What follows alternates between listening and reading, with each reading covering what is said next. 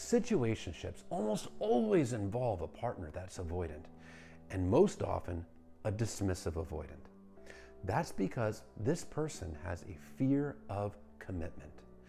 But that fear of commitment is actually a fear of abandonment in disguise. This is a person that's learned to associate commitment with abandonment, with rejection. It actually goes back to childhood. This is a person that was emotionally neglected by their parents or their caretakers. They were not given the love and the nurturing in the way that they needed. They learned that if you rely on somebody else for your emotional needs, this person is likely to reject you, abandon you, disappoint you. They're not going to be there for you. When these wounds and fears have not been healed, they carry it through to being an adult, and it affects their adult relationships. When emotional intimacy is building, that closeness, that triggers their fears because they learned that intimacy is not safe. Their entire nervous system lights up on fire, and they feel tons of anxiety and the urge to run. And these fears are specifically triggered by healthy relationship behaviors, because healthy behaviors are what creates emotional closeness, emotional intimacy. So if you are a loving, consistent partner, it's going to trigger those fears, because the avoidant, they feel like they're unlovable at the core. They didn't receive the love and the nurturing that they needed as a child. It must have been something wrong with them. So it must be them that's defective and not lovable. And it's inevitable that their partner is going to figure this out, especially if this partner is consistent, emotionally available, and loving, because the avoidant feels like that's better than they deserve. Commitment equals abandonment. And why?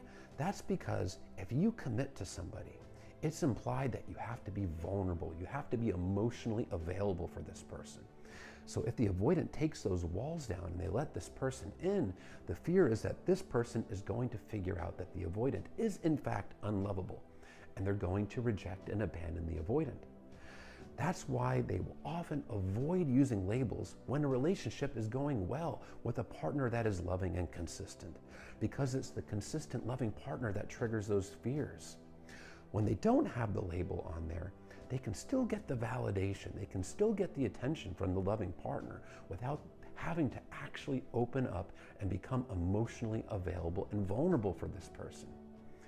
Now, they can commit, however, but under a specific circumstance. An avoidant, especially a DA, will easily commit to a partner who is also emotionally unavailable or even toxic, because toxic people are generally emotionally unavailable, or another severe dismissive avoidant. That commitment isn't scary because this person doesn't trigger their fears. There's no threat of emotional intimacy when they are in a relationship with somebody who is also walled off. That person's not emotionally available or vulnerable for them, so the avoidant feels no pressure to be available or vulnerable in return. Yes, they can emotionally neglect each other, but it feels safe. However, when they have a consistent, loving partner, it doesn't feel safe.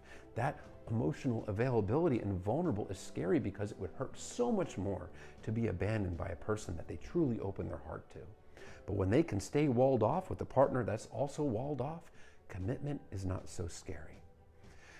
Now, if you are wanting commitment from the avoidant, if you want a serious relationship, if you want the title, if a situationship is really not meeting your needs, it's a very important thing to hold a boundary. Boundaries being your limits of what you will and will not tolerate, what you want, don't want, what you need and don't need. And if this is stringing on forever without a commitment, without serious, deep emotions and a bond being formed, and it's unfulfilling to you, it can be important to express that and really hold your limits. Now, often when people are in situationships that they don't want, but they don't hold a boundary, it's the fear that this person's going to leave. If I tell them that having a commitment, a committed relationship is a requirement for me, they might run away. If they're going to run away because you asserted your boundaries and your wants and needs, they were never going to meet your needs. And all you're doing by not holding boundaries is delaying the inevitable. this is not heading towards a long-term, lasting, fulfilling relationship, but it can string out a lot longer, and you can waste a lot more time and emotional energy with a person that's ultimately not investing that energy and emotional love and time into you. You're sending yourself the message that it's okay to string yourself along. It's okay to be strung along. That it's okay for them to not commit to you. It's okay for them to just toy around with you. That will actually push you further into anxiety, push you further into insecurity, because you're telling yourself that you can't rely on yourself and your wants and needs don't matter.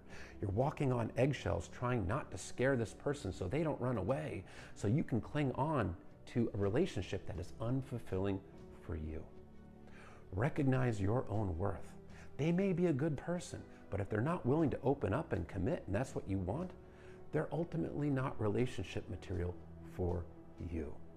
Because your wants and needs matter, and recognize that your worth is worth more than being strung along. You are worth committing to because you're willing to commit to this person, and you deserve that same committed love in return. But recognize, if the relationship is great but it's still a situationship, and everything is just wonderful, and the connection and the chemistry is off the charts with this person, it's not because you're not good enough. It's almost always because the avoidant fears that they're not good enough for you.